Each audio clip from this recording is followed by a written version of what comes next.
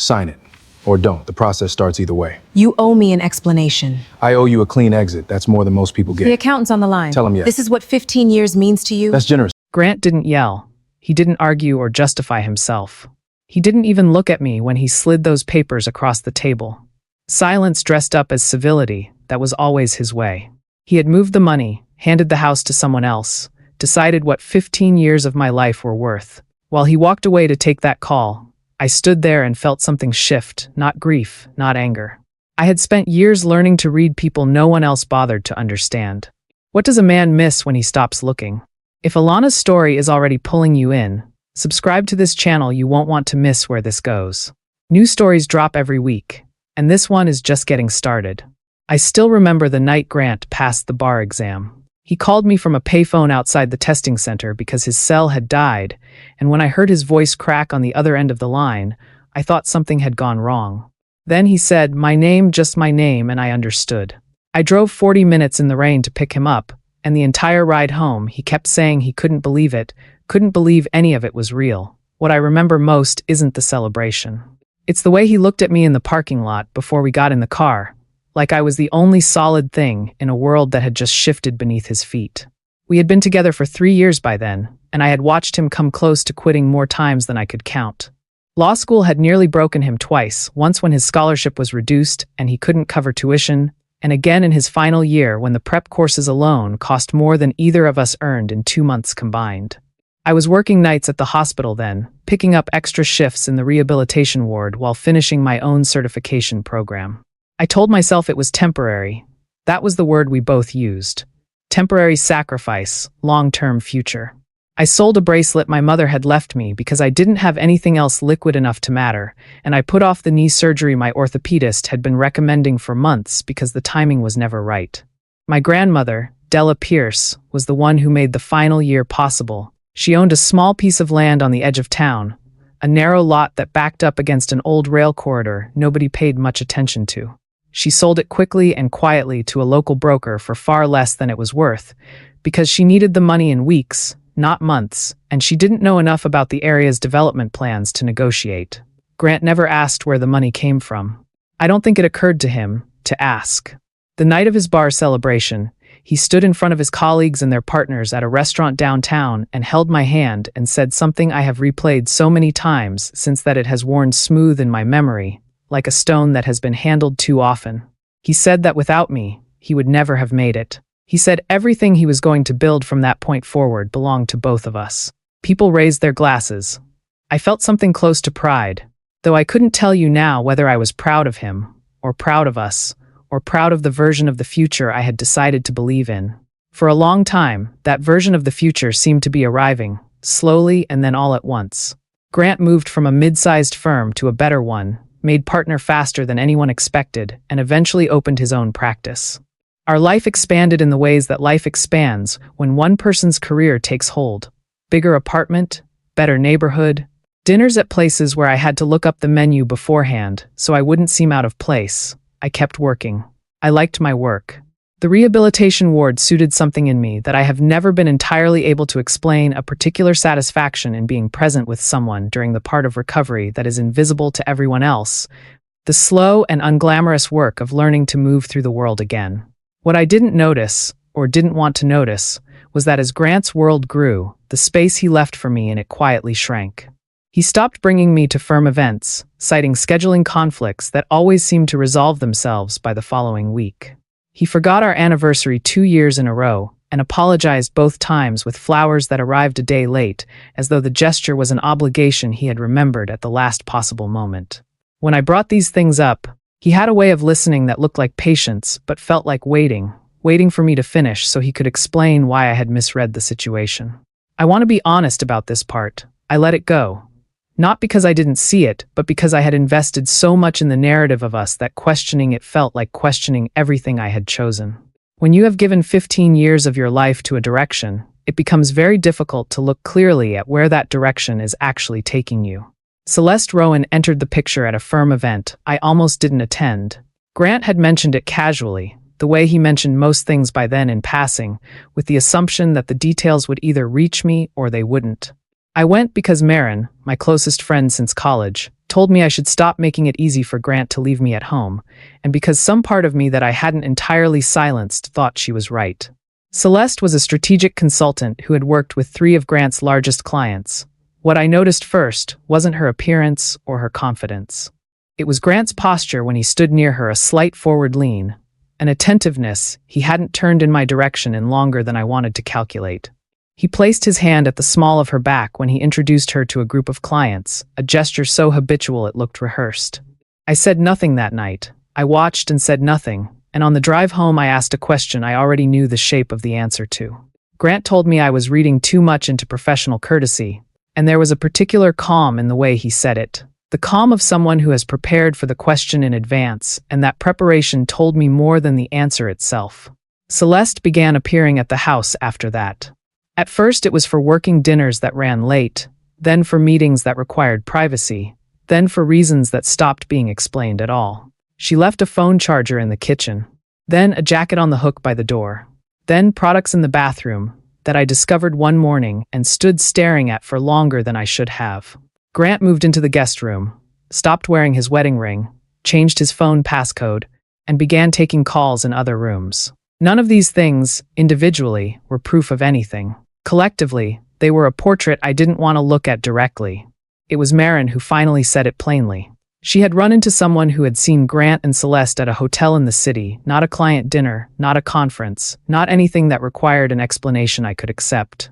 She told me over coffee on a Tuesday morning, watching my face as she spoke, and I remember the quality of the silence that followed. Not shock, recognition. The specific grief of having known something for a long time without letting yourself know it. The papers arrived 3 weeks later. Grant set them on the dining table the way you set down a bill you want someone else to deal with. He said the marriage was over without raising his voice, without looking away, without any of the discomfort the moment should have required of him. When I asked what I had done wrong, he told me I hadn't done anything wrong, as though the absence of fault on my part made the whole thing clean and acceptable. He wouldn't discuss Celeste. He said something about honesty, not always being kind, as though his silence were a courtesy he was extending to me rather than a shield he was hiding behind. I told him I wasn't signing anything. He said my signature was a formality at this point, that the legal process had already been set in motion. 2 days later, I checked our accounts. The joint savings had been moved.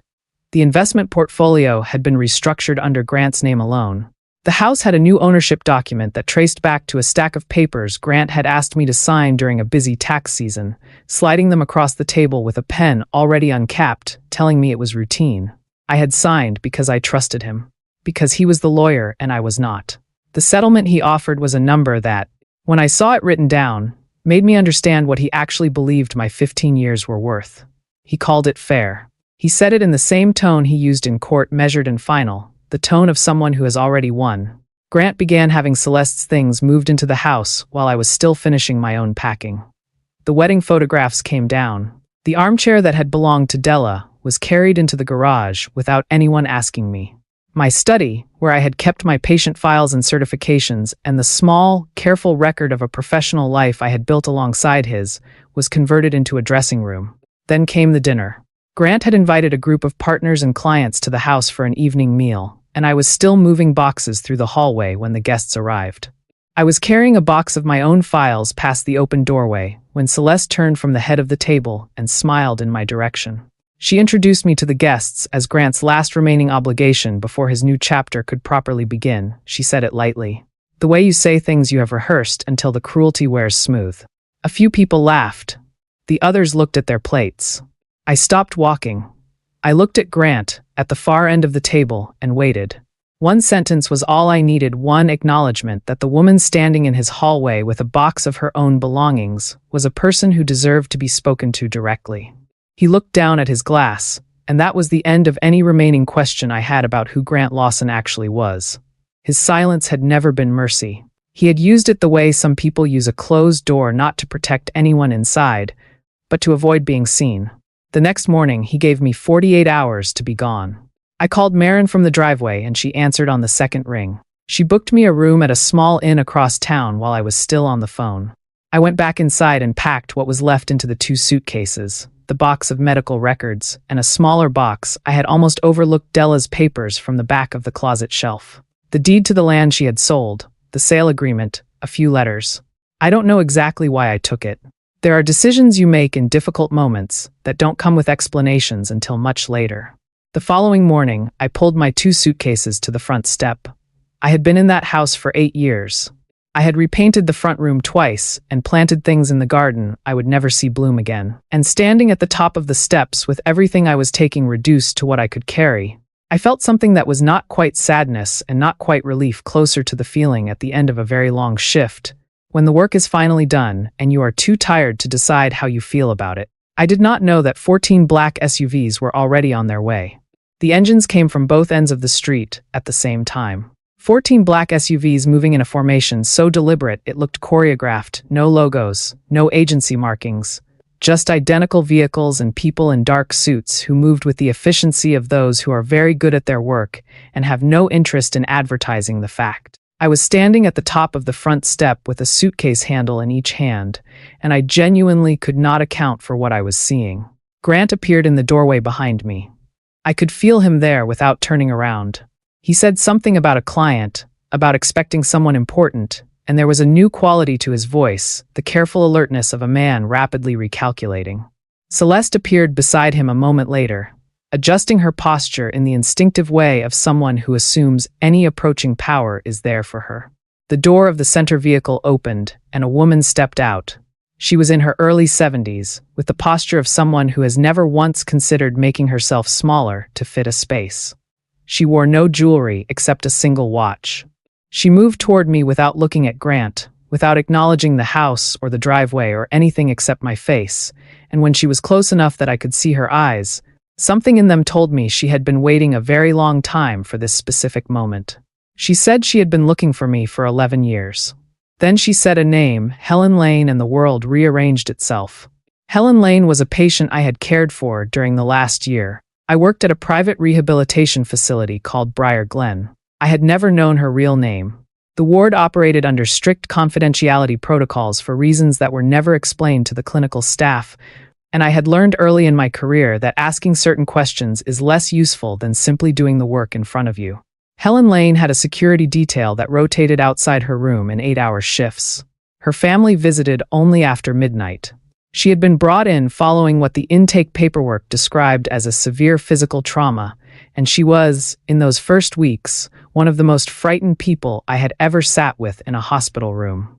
She refused almost everyone. She refused medications from nurses she didn't trust, refused physical therapy sessions unless the therapist had introduced themselves the previous day, refused to eat if the tray arrived outside the window she had been promised. The ward supervisor cycled through 3 nurses before assigning me to her room, and I was told, quietly, that managing her care was considered the most demanding assignment on the floor. I didn't find it demanding. I found it clarifying. She was frightened and in pain, and had lost her ability to trust the people around her, which is one of the things that severe trauma does to a person, and none of that required an explanation of who she was or where her money came from. I read to her in the evenings because she couldn't sleep. I stayed in the room during the early physical therapy sessions because my presence seemed to make the exercises feel less like a performance for strangers. I held her hand during the sessions that hurt. When she offered me money twice and jewelry once, I said the same thing each time, that kindness given to someone who can repay it is something else entirely, and I wasn't interested in something else. When Briar Glen's private ward closed and I transferred out, I assumed Helen Lane had recovered and moved on. I did not expect that anyone connected to her would spend 11 years trying to find me. The woman standing in front of me now was not Helen Lane.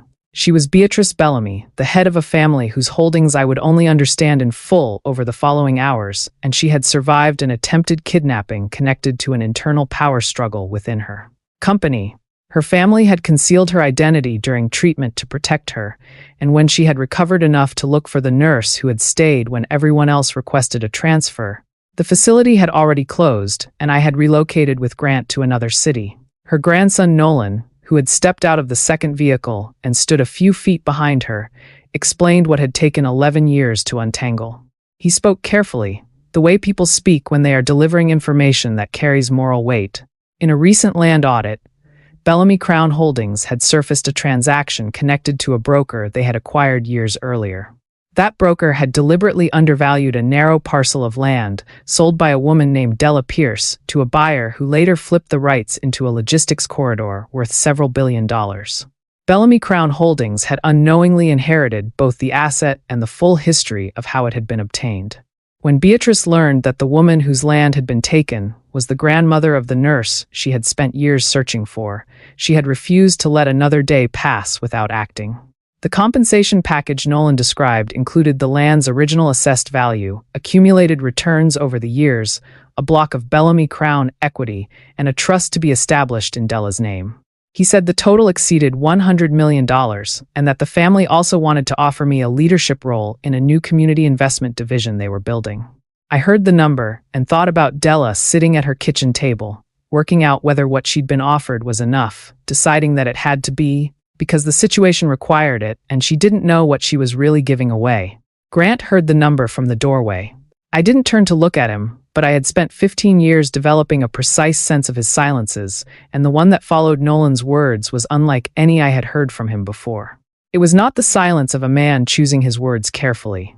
It was the silence of a man who had just understood that the calculation he made was catastrophically wrong. He came to me within 2 days. He said Celeste had meant nothing. He said the pressure of the firm had made him someone he didn't recognize. He said we could begin again, and he delivered it with the measured conviction he brought to everything, as though the quality of the delivery might substitute for the quality of what was being offered. I told him he hadn't lost me the morning the convoy arrived. He had lost me on the night he looked down at his glass while someone used me as the punchline of a sentence in a room full of people who had known us both. What followed was swift and systematic. Grant filed a legal motion arguing that the Bellamy compensation constituted marital property on the grounds that Della's land had been sold in service of a shared marital goal, and he was therefore entitled to a portion. He engaged a communications firm to plant stories suggesting I had cultivated a relationship with a vulnerable patient for financial gain. Trade publications ran pieces calling me the $100 million nurse, questioning whether I had violated professional ethics.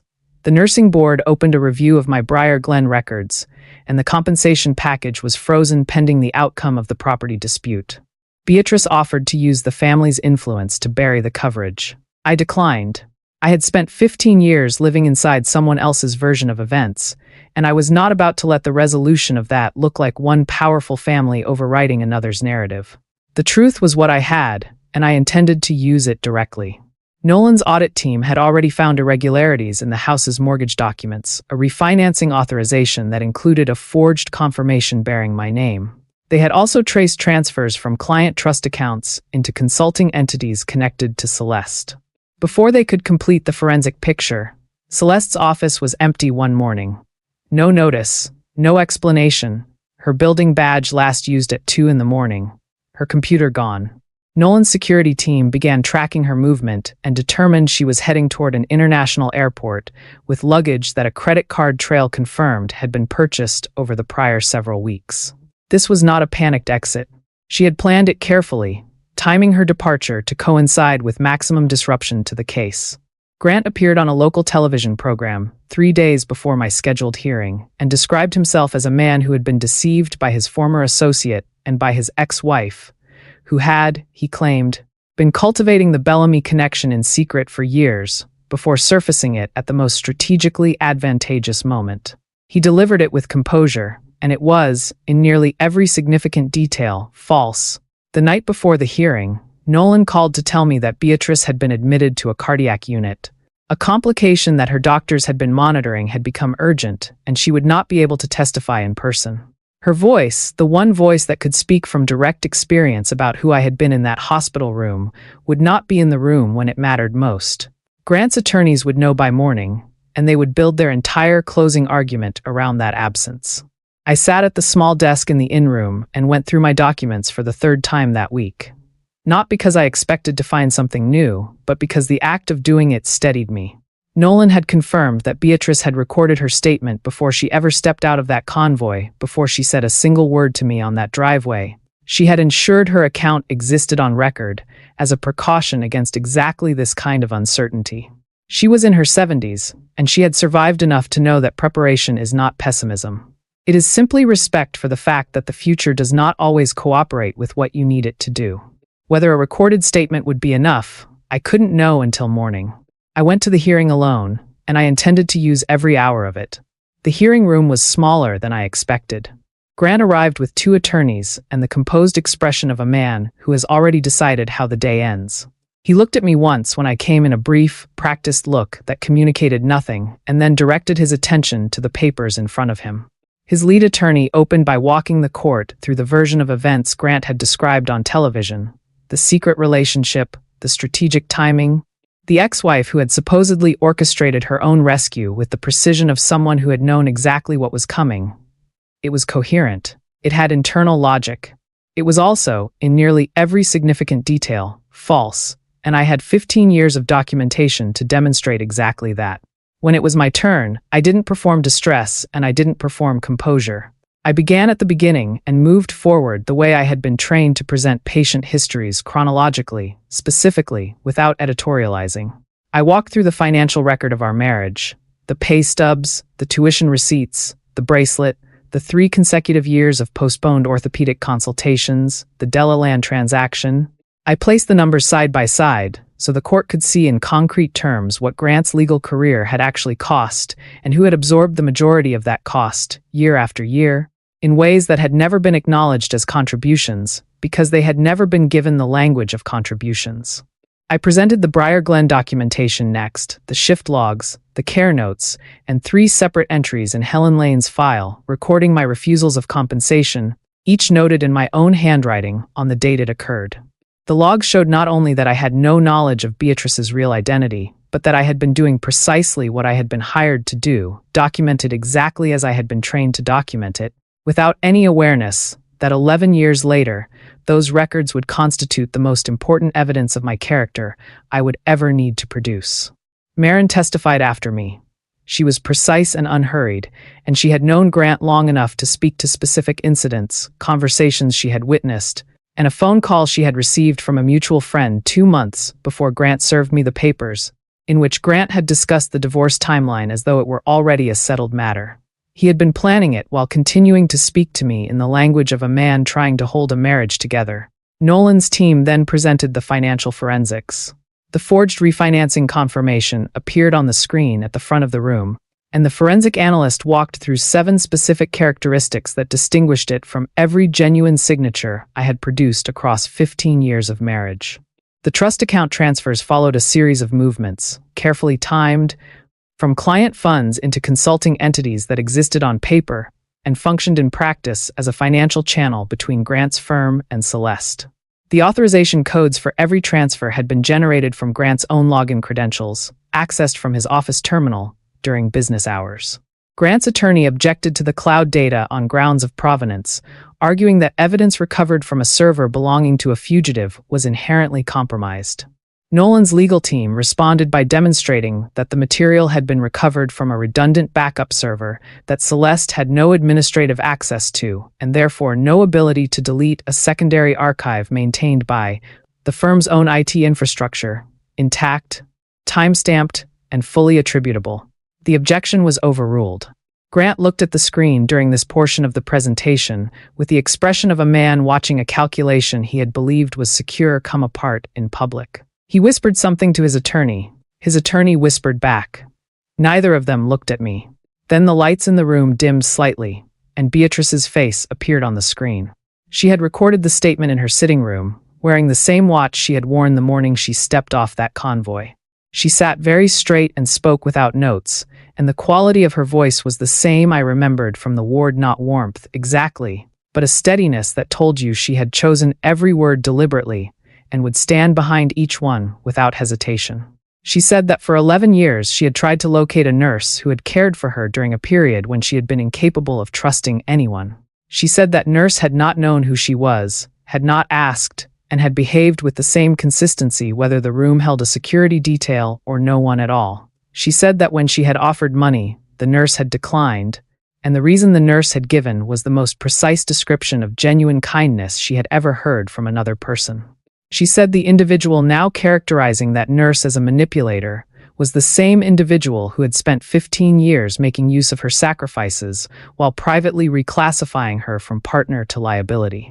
She looked directly into the camera and said that the only person in this matter who had taken advantage of Bellamy-Pierce was the man currently seated in that courtroom, and she said it with the unhurried certainty of someone who has had 11 years to be sure. The room was quiet when the recording ended.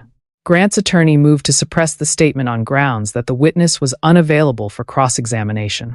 The judge denied the motion, noting that the statement had been recorded voluntarily and in anticipation of exactly this contingency, which the witness herself had stated on record at the opening of the footage. That same afternoon, Celeste was detained at the international terminal. Federal authorities had been alerted 2 days earlier by Nolan's security team, who had reconstructed her travel itinerary from credit card records and the backup server data. She was carrying documents she should not have possessed and considerably more cash than any legitimate trip would require. She agreed to cooperate within hours of her detention, and her cooperation was complete. She confirmed the trust account transfers, confirmed the forged signatures, and most significantly described a series of verbal instructions Grant had given that had never been committed to paper, because Grant had understood, as a lawyer, that spoken orders leave a different kind of trace than written ones. She described those conversations in detail, and the detail was credible in the way that only first-hand knowledge produces. The judgment came 10 days later. The court rejected Grant's claim to the Bellamy compensation on the grounds that the funds derived from Della's separately held land and from an independent decision made by a private family, neither of which constituted marital property under any applicable legal framework. The nursing board reviewed the Briar Glen records, the care documentation, and the 3 recorded declinations of compensation, and voted to restore my license in full, concluding that no ethical violation had occurred, and that the complaint had been filed without evidentiary basis. The financial irregularities from Grant's firm were referred to the relevant regulatory authority. He was facing the loss of his law license, a criminal fraud referral, and civil liability to the clients whose trust accounts had been used without their knowledge or consent. The house went into foreclosure shortly after the firm's revenue had collapsed once the story turned and the mortgage payments stopped. I attended the auction on a Tuesday morning and bought the house back for a number that, measured against what it had once meant to both of us, felt almost beside the point. Grant was present at the auction. He stood near the back and didn't bid. When I finished signing the transfer paperwork, he appeared beside me and said he was sorry. He said it with composure and chosen words, with the faint suggestion that the quality of the apology should be weighed against how difficult it was to deliver.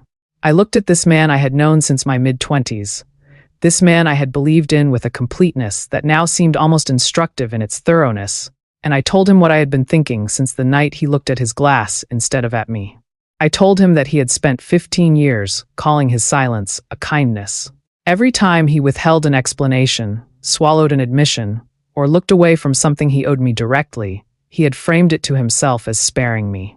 But silence deployed in service of one's own comfort is not mercy. It is evasion with better posture, and the person on the receiving end pays the full cost of it while the person delivering it gets to feel magnanimous. He had used it to avoid becoming the man his choices had made him, and the cruelty of that was not diminished by how quietly it had been applied. He didn't respond. A few weeks later, he carried a box out of the house for the last time, and he stood at the front step in a position I recognized 2 hands occupied, nowhere obvious to go, and we looked at each other across the distance of the front walk. Neither of us spoke. It was the first silence between us that had cost him something and cost me nothing at all. I formally reclaimed my name that month, Bellamy-Pierce. It had been waiting the whole time, patient and unchanged, which is more than I can say for most of what I had spent 15 years building alongside someone else. The foundation came together over the following months, built jointly with the Bellamy family, and named for both of us the Bellamy-Pierce Renewal Foundation. Its purpose was specific: legal representation, financial counseling, and transitional housing for women who had been financially controlled, defrauded, or left behind after years of contribution to a shared life. The dining room where Celeste had introduced me as an obligation became a legal consultation space. The office Grant had kept locked became a financial literacy classroom. The guest room where I had spent the worst nights of the previous 2 years was converted into transitional housing for women who had nowhere to go while they rebuilt. Beatrice recovered from her cardiac episode and, when she was well enough, began spending afternoons at the house. She would sit on the back porch and ask about the cases moving through the foundation, not in a supervisory way, but the way someone asks about work they genuinely respect. One afternoon, she told me that what had happened to me was not luck reversing itself. It was the consequence of choices I had made 11 years earlier in a hospital room, multiplied by every subsequent choice to do the work honestly and without accounting for what I might receive in return. She said those choices had left a trace that outlasted the circumstances surrounding them, and the trace was what they had followed to find me. I told her I hadn't cared for Helen Lane in order to leave a trace. I had simply been present with someone who needed presence, and that was the whole of it. Beatrice smiled at me over the rim of her cup in the way she sometimes did when she felt I had said something worth keeping. Several months into the foundation's operation, on a Tuesday afternoon in early spring, I heard the front door. A young woman was standing on the step with a single rolling suitcase and the particular expression of someone who has made a decision they are not yet certain they had the right to make. She said her husband had told her to leave. She didn't know where to go, or how to begin again, or whether beginning again was even something she was allowed to want. I took the suitcase handle from her hand and told her she didn't have to rebuild her entire life today. That wasn't what today was for. Today she only had to come through the door. She did. The door that had once closed behind me was open now, and it intended to stay that way. There is something I want to say before we close this story, because I think it matters. The people who give the most are often the ones who are never asked what it cost them, until the day everything shifts and the truth finally has room to stand up. Alana didn't win because a powerful family found her. She won because she had spent 15 years being exactly who she was, without an audience and without expecting a return, and that kind of consistency leaves a mark on the world that no one can take back. If this story resonated with you, I think you already know why. Subscribe to this channel. Every week we bring you a new story about people who found their way back to themselves, and I believe the next one will stay with you just as long as this one has. Thank you for being here.